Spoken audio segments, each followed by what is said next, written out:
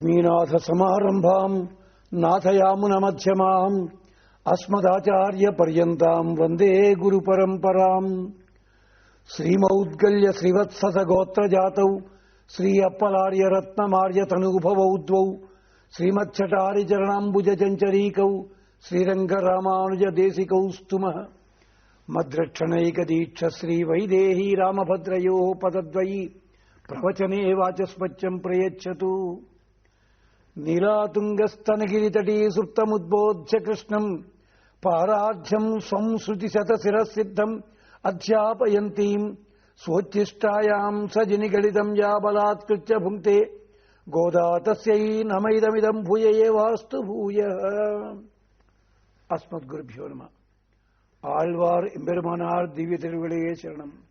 ఆండాళ్ దివ్య తిరువడిగడే శరణం. భగవద్బంధులర, ధనుర్మాస వ్రతంలోకి అడుగు పెడుతున్నాం. సూర్యుడు ధనురాశిలో ప్రవేశించినప్పుడు ఆ మాసానికి పేరు ధనుర్మాసము. ఈ సమయం హేమంత ఋతువు. ఈ హేమంతం భగవంతునికి హృదయస్థానం అంటుంది వేదం. ఏమంతో మధ్యం అంచేత ఈ సమయంలో చేస్తున్న వ్రతమంతా కూడా మనని భగవంతుని హృదయంలో ఉంచేదిగా చాలా ప్రసిద్ధి. అందుకని ధనుర్మాస వ్రతాన్ని మనం ఆచరించుకుంటున్నాం. ఈ ధనుర్మాస వ్రతం అనగానే సర్వసాధారణంగా అందరికీ వచ్చే ప్రశ్న, ఏమిటి వ్రత వైశిష్ట్యము? ఈ వ్రతాన్ని ఎవరు ఆచరించారు, ఎలా ఆచరించారు? ఈ వ్రతాన్ని ఆండాళ్ళమ్మవారే ప్రారంభించారా, అంతకుముందు ఎవరైనా ఆచరించారా? ఈ వ్రతం అన్నది ఆచరించేటప్పుడు దేశ కాల పాత్ర ఇత్యాది నియమాలే ఉన్నాయి. అధికారి నియమం ఏమిటి, దీంట్లో ఇతర నియమాలేమిటి అని ఇన్ని ప్రశ్నలుంటాయి. ఈ వ్రతానుష్ఠానం యొక్క విశేషాన్ని చెప్పుకుని అప్పుడు ఒక్కొక్క భాషల్లో ఉండే విశేషాలని కూడా పూర్వాచార్యులు అందించిన విశేషాలతో పాటు ఇతర ప్రబంధాలలోని విశేషాలని జోడించుకుని ఈ తిరుప్పావై అంతా కూడా వేదమునకు సారము అని అంటారు పెద్దలు. అంచేత వేద సారముగా చెప్పబడే తిరుప్పావైలో ఆయా ఘట్టముల లోపల చెప్పబడిన వేద సూక్తముల సౌందర్యాన్ని ఆస్వాదిస్తూ ముందుకు సాగుదాం. ఏమిటి వ్రతానికి ఉన్న పూర్వరంగము అంటే, అఖిలాండకోటి బ్రహ్మాండ నాయకుడైన పరమాత్మ రకరకాల అవతారాలు ఎత్తుతూ వచ్చాడు. పర, వ్యూహ, విభవ, అంతర్యామి, అర్చాస్వరూపములని స్వామికి పంచస్వరూపములు. ఆ స్వరూపంలో విభవావతారములంటారు. అంటే ఆయా దేశములలో ఆయా కాలములలో ఆ సన్నివేశాల్లో అభ్యుత్థానమధర్మస్య సృజామ్యహం అని చెప్పుకుంటాడు పరమాత్మ. ఎక్కడైనా అధర్మం జరుగుతుంటే అధర్మాన్ని నిలవరించడానికి, అధర్మకారులైన వాళ్ళని శిక్షించడానికి, సత్పురుషులని రక్షించడం కోసం అవతారమెత్తి వస్తుంటాడు. అంటే పైనున్న దివ్యధామం నుంచి ప్రకృతి మండలంలోకి తనను తాను ఆవిష్కరింపజేసుకుంటాడు. అలాంటి అవతారములలో మానవ మాతృలందరికీ కూడా అత్యంత సన్నిహితముగా వచ్చిన అవతారము కృష్ణ అవతారము. ఈ కృష్ణ అవతారంలో ఒక సన్నివేశం ఉన్నది. కృష్ణ పరమాత్మ జన్మించినది, ఆవిర్భవించింది అక్కడ కంసుడి పరిపాలనలో ఉన్న మధురా నగరంలో అయినా, జన్మించిన ఒక 30 నిమిషాలు కూడా కాకుండానే వ్రేపల్లెకి చేరి వచ్చాడు.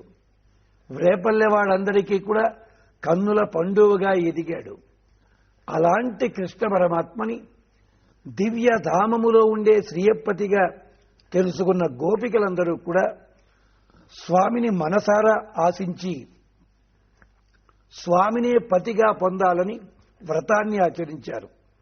ఆ గోపికలందరూ కూడా స్వామిని పతిగా పొందాలని కోరుకున్నారు. కానీ అక్కడ సన్నివేశం ఏం జరిగిందంటే, కృష్ణ పరమాత్మ వల్ల ఆ ఊళ్ళో ఉన్న గోపికలందరికీ, ఆ యువతులందరికీ కూడా మనస్సు చెదిరిపోతోంది అన్న భావన చేత కృష్ణ పరమాత్మని సాధారణమైన మానవ మాతృనిగా పరిగణించిన గోపవృద్ధులందరూ కూడా కోపవృద్ధులయ్యి ఈ గోపికలందరినీ కూడా కృష్ణ పరమాత్మని కలవకుండా చేశారు, నేల భోషాణాలలో దాచివేశారట. కానీ గోపికలంతా కూడా పూర్వజన్మలో చూచినట్టయితే వాళ్ళు మహర్షులు, అప్సరసలు, గంధర్వకాంతలు, నాగకాంతలు. మనకి 8 పురాణములలో ఈ వివరం అంతా ఉంటుంది.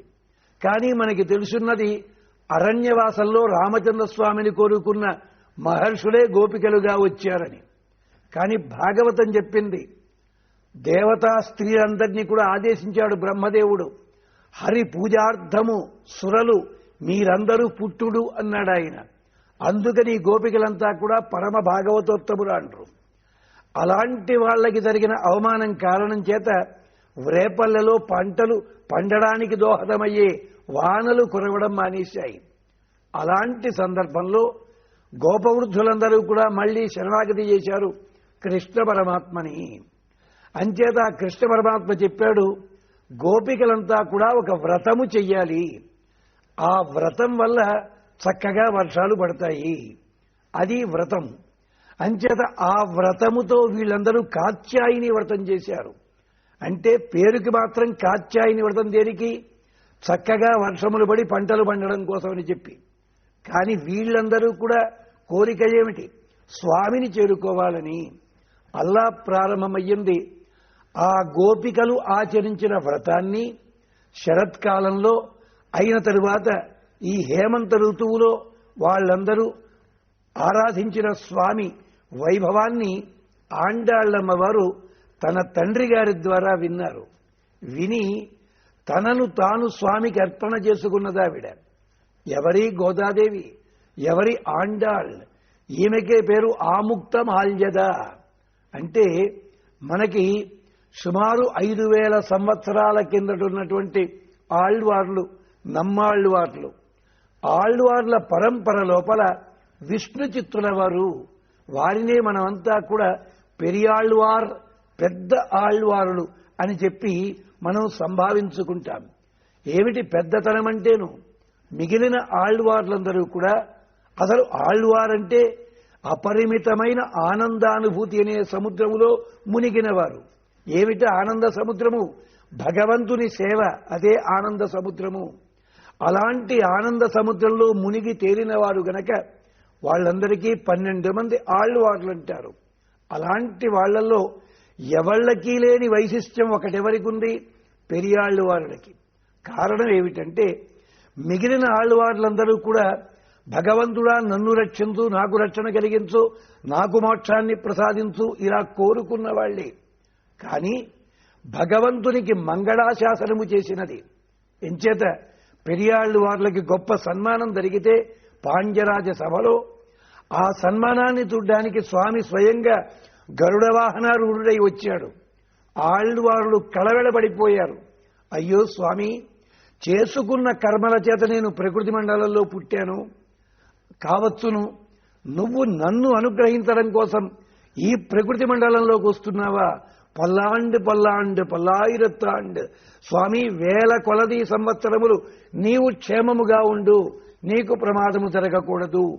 ఈ ప్రకృతి మండలం అన్నది ఎంతటి జితేంద్రుడినైనా కూడా కిందకి లాగివేసేలాంటి ఆకర్షణ శక్తి కలిగినది. అంటే స్వామిట శంఖచక్రములు చూపించారట, లక్ష్మీదేవిని చూపించారు, గరుడ వాహనారూఢై వచ్చాడు గనక గరుత్మంతుడిని చూపించారట స్వామి. వాళ్ళందరికీ కూడా మంగళాశాసనము అంటూ చేశారు స్వామి పెరియాళ్ళు వాళ్ళు. వారికున్న ఇంకొక వైశిష్ట్యం ఏమిటి అంటే చక్కగా పూలతోటి కైంకర్యం చేసేవారు, పుష్పమాలా కైంకర్యం. అందుకని తులసి వనంలో భూదేవి అవతారమైన అమ్మాయిని కనిపించేలా చేశాడు స్వామి. ఆ అమ్మాయే ఆండాళ్, అంటే అందాల తల్లి. ఆవిడ్ని పెంచుకున్నారు అల్లారు ముద్దుగా. ఆండాళ్ళమ్మ వారు 108 దివ్య తిరుపతులలో ఉన్న స్వామివార్ల వైభవాన్నంతా కూడా ఆస్వాదన చేసి ఆనందపడి శ్రవణం చేసి తన మనస్సుని శ్రీవిల్లిపుత్తూరులో వేయించేసి ఉన్న వటపత్ర శాయికి అర్పణ చేసింది ఆవిడ. మరి ఆ వటభత్రశాయిని ఎవరు తనకి అందించగలరు? దానికోసమని అలనాడు గోపికలు చేసిన వ్రతమున్నదే, ఆ వ్రతాన్ని తాను ఆచరించింది, కాత్యాయిని వ్రతాన్ని. అక్కడ యమునా నది ఉంది, ఇక్కడ కావేరీ నది. అక్కడ సాక్షాత్తుగా శ్రీమన్నారాయణుడు కృష్ణావతారంలో, ఇక్కడ రంగనాథుడు శ్రీరంగంలో రంగనాథుడు, అక్కడ వటభత్రశాయిగా.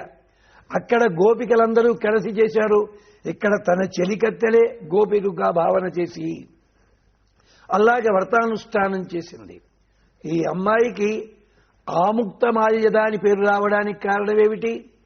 ఈ రంగనాథుడికి, అంతరంగనాథుడికి, విశ్వమంతా పరిపాలించే స్వామికి తాను తగినది అవునో కాదో చూసుకోవడానికని అన్ని లక్షణాలు తెచ్చుకుని గోపికా స్త్రీలని అనుకరిస్తూ గోపికల మాట, గోపికల తీరు, గోపికల వేషము, గోపికల కట్టు బొట్టు అన్నీ కూడా ఆఖరికి ఎడమ పక్కకి ఒరిగి ఉండేలాంటి తలకట్టు కూడా, అంటే సిగ అల్లా ధరించి చివరికి గోపికలతో తను మమేకమయ్యింది. అయినా తృప్తి కలగలేదు.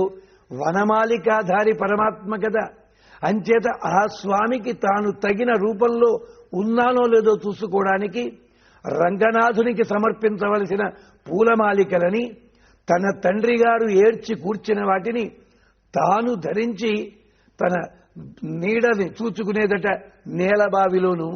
ఇలాగా అది తీసుకుని మళ్లీ విడిచి మళ్లీ బుట్టలో పెట్టేది. పెరియాళ్ళు వాళ్ళకి సంగతి తెలియక అమ్మగారు విడిచి వదిలిన ఆ పూలమాలలే స్వామికి సమర్పించారు. అంచేతనే ఆవిడ పేరేమైంది? ఆముక్త మాల్యద, శూడి కొడుత్త నార్చియార్. అంటే చక్కగా సిగను చుట్టుకుని వదిలిపెట్టి స్వామికి సమర్పించినది ఆండాళ్. ఇది పెరియాళ్ళు వాళ్ళకి తెలియగానే పుష్పమాల కైంకర్యము ఆపివేశారట. అప్పుడు రంగనాథుడు కలలో కనిపించి అమ్మవారిని పాణిగ్రహణం చేస్తానని వాగ్దానం చేసి ఆమె ధరించి విడిచిన పూలమాలలే తనకు అపరిమితమైన భోగాన్ని కలిగిస్తాయని తాను చెప్పడం జరిగిందట. అందుకని ఆ రంగనాథుడే అమ్మవారిని స్వీకరించారు. అంచేత దానికి నాంది మూలమైనది కాత్యాయిని వ్రతము. అంటే అర్థమేమిటి? ఏ వ్రతమైనా గాని పూర్వీకులు ఆచరించిన మార్గంలో మనం అనుసరించినట్టయితే తప్పక ఫలితమిస్తుంది. మనకత్యంతము సన్నిహితమైనది అర్చాస్వరూపము. అర్చామూర్తి అంటే కేవలము దేవాలయంలో ఉండే విగ్రహము కాదు. నీవు నిగ్రహాన్ని పాటించి నియమాలు పాటించినట్టయితే అర్చామూర్తి కూడా వచ్చి నీకు కావలసినట్టుగా అనుగ్రహిస్తాడు, నిన్ను చేపడతాడు అని తన వ్రతానుష్ఠానంతో తాను రుజువు చేసిన మహనీయురాలు ఆండాళ్ళమ్మవారు. ఆ వ్రతం మధుర భక్తికి సంకేతము, ఎందరెందరికో ప్రేరణ కలిగించింది. ఆ వ్రతానుష్ఠాన విశేషాలు, ఆనాటి గాథలని మనం అనుసంధానం చేసుకుందాం.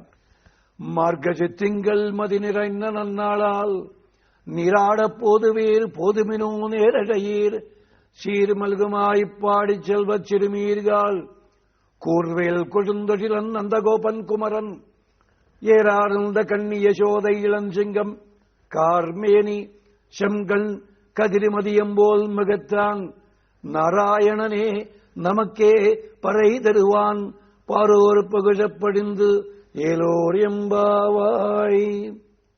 అస్మద్గురుభ్యో నమః. శ్రీ ఆండాళ్ దివ్య తిరుగడే శరణం. మొదటి పాశురంలో ఆండాళ్ళమ్మవారు గానం చేసిన ఆ విశేషాలను ఒక్కసారి జ్ఞాపకం చేసుకుందాం. మార్గజి తింగల్, ఎంత మధురమైన మాసమిది, మార్గశిర మాసము. మార్గజి తింగల్ మది నిరైందనన్నాళాల్, అక్కడ చంద్రుడు పరిపూర్ణంగా ప్రకాశిస్తున్న మంచి రోజులు. మార్గజి తింగల్ మది నిరైందనన్నాళాల్ నీరాడపోదు వీరు పోదుమినో.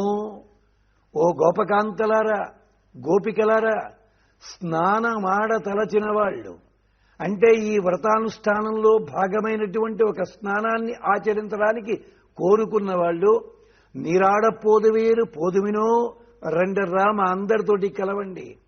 నేరడయీర్ విచిత్రమైన చిత్ర విచిత్రమైన విశిష్టమైన రకరకాల ఆభరణములన్నీ ధరించిన వాళ్ళ నేరడయీర్ షీరు మలుగుం ఆయుప్పాడి సెల్వ చిరుమీరుగాల్ చక్కటి చిన్న వయసులో ఉన్న వాళ్ళలారా చిరుమీరుగాల్ సెల్వ చిరుమీరుగాల్ మీకున్న మనోభావన మీకున్న శరీర సౌష్ఠవం అన్నీ కూడా సంపదలకి ప్రతీక సెల్వ చిరుమీరుగాల్ ఎలాంటి తోట ఉన్నారు షీరు మలుగుం ఆయిప్పాడి సెల్వ చిరుమీరుగాల్ సిరులు పొంగే జీవగడ్డగా ఉన్న రేపల్లెలో పుట్టి ఓ అదృష్టానికి నోచుకున్న మీరందరూ కూడా సెల్వ చిరుమీరుగాల్ నీరాడపోదువీల్ పోదుమినో నేరడయీర్ షీరు మలుగుం ఆయిప్పాడి సెల్వ చిరుమీరుగాల్ మనం ఎవరిని కోరుకోవాలి వెళ్ళి కూర్వేల్ కొడుందొడిలం నందగోపన్ కుమరన్ కృష్ణ పరమాత్మని సేవించాలని చెప్తున్నారు.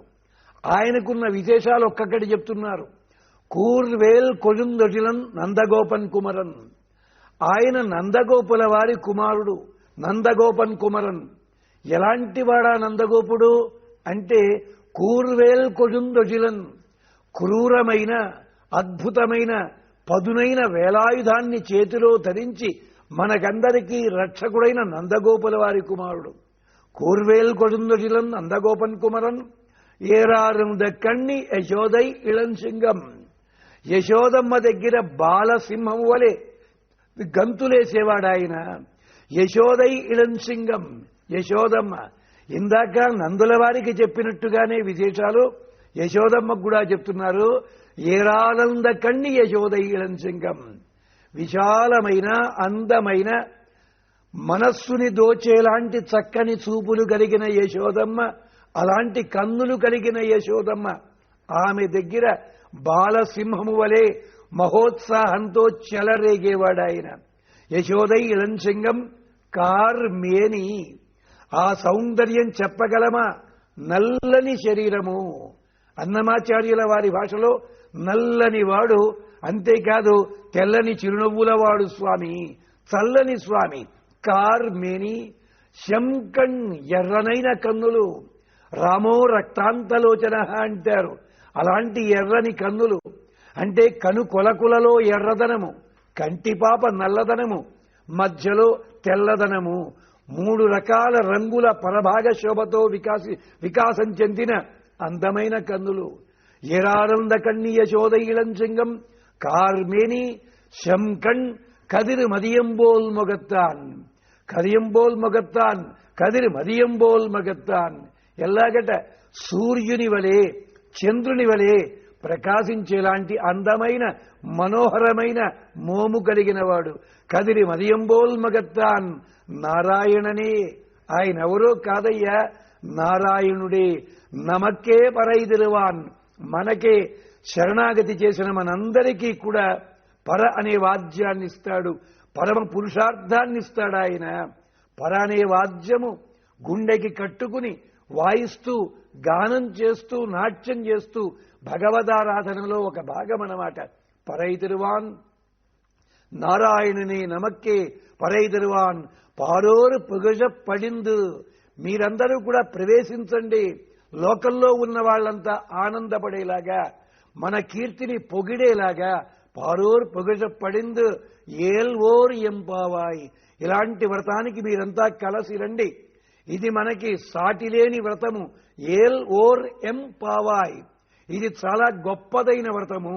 లేదు ఎంపా వాయ్ ఈ పాశురాన్ని మీరు చాలా అందంగా అనుసంధానం చెయ్యండి.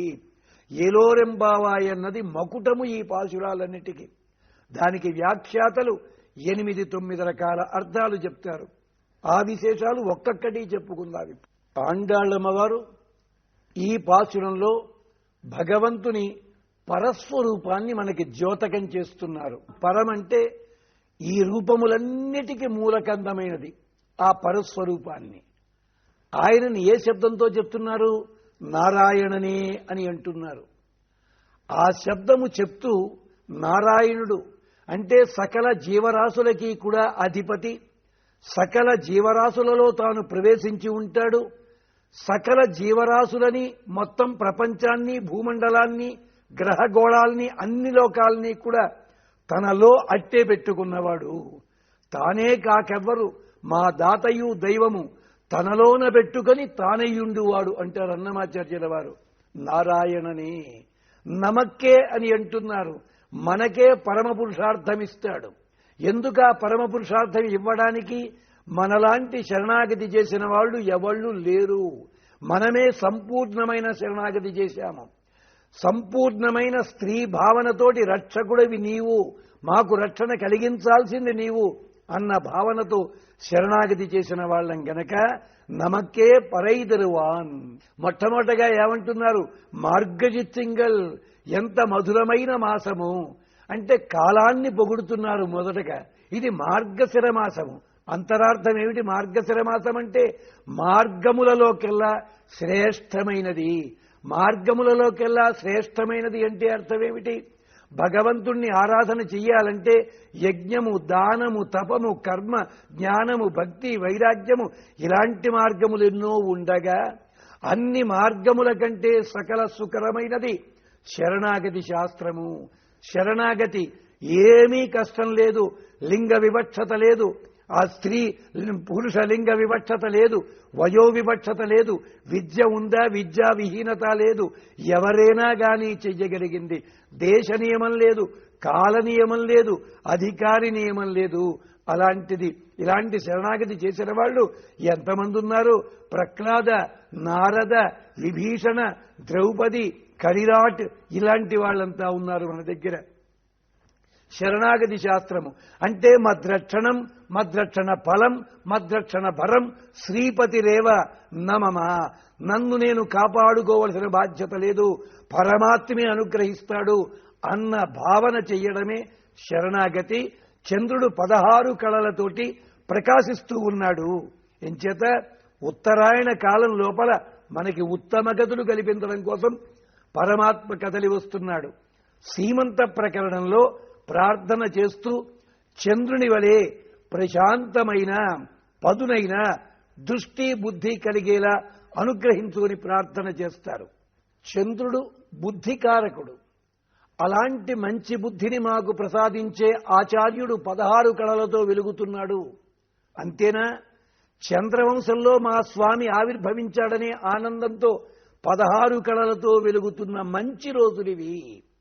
మనకి యజుర్వేదం చెప్తుంది ఒక మాట, యో దేవానాం ప్రథమం పురస్తాత్ విశ్వాధికో రుద్రో మహర్షి హిరణ్య గర్భగుం పశ్యత్ అజాయమానగుం. అలాంటి స్వామి శుభయా స్మృత్యా సంయునక్త్, ఆయన మాకు మంచి బుద్ధిని కలిగించాలి. అలాంటి చంద్రుడు అద్భుతంగా వెలుగుతున్నాడు 16 కళలతోటి. నీరాడపోదు వీర్, స్నానము చేద్దాం రెండెర్రా. ఏమిటి స్నానం అంటే? కేవలము ఒంటి మీద నీళ్లు పోసుకుంటే స్నానం కాదు, భగవంతుని ఆరాధనా బుద్ధి మనస్సులో పెట్టుకుని చేసే స్నానము. ఎంత మర్యాదగా పిలుస్తున్నారు. అందరూ కలిసి రావాలి. వ్రతానుష్ఠాన సమయంలో వీరు పెద్దలు, వీరు చిన్నలు, వీరు చదివిన వారు, వీరు చదవని వారని కాదు, అందరూ సమానమే. విశిష్టమైన ఆభరణములు కలిగిన వారు అంటే గోపకాంతలందరూ కూడా కృష్ణ పరమాత్మకి తాము ఆకర్షణీయంగా కనిపించడానికి ఎన్నెన్నో రకాల ఆభరణాలు ధరించినట్టుగా మీకు ఉన్నాయి ఆభరణాలు. ఏమిటి ఆభరణాలు? జ్ఞాపకం చేసుకుందాం. నేరయ్యేర్ చీరు మలుగుం ఆయిప్పాడి సెల్వ చిరుమీరుగాళ్. మీకు యోగ్యత ఏమిటో తెలుసునా? సిరులు పొంగే జీవగడ్డ వ్రేపల్లెలో పుట్టారు. కూర్వేల్ కొజుందొజిలం నందగోపన్ కుమరన్. స్వభావ సిద్ధంగా సౌమ్యుడైన నందగోపుల వారు కృష్ణావతారంలో పూతనా సంహారం కాగానే భగవంతుడికి ఏ ప్రమాదం వస్తుందో నిరంతరం రక్షించాలని బల్యాన్ని చేతబట్టుకుని క్రూరమైన కర్మలు చేసేవాడుగా మారారట. అలాంటి కూర్వేల్ నందగోపన్ కుమరన్, ఆయన కుమారుడు కుమరన్ భూమండలంలో వెలసిన మన్మధుడయ్య. దేవకీదేవికి లేని అదృష్టాన్ని పొందిన యశోదమ్మ కనుక కృష్ణుని బాలచేష్టలన్నీ చూచి ఆనందపడింది కనుక అందమైన కన్నులు కలిగిన యశోదమ్మ దగ్గర సింగము వలె, బాలసింగము వలె ఉండేవాడు.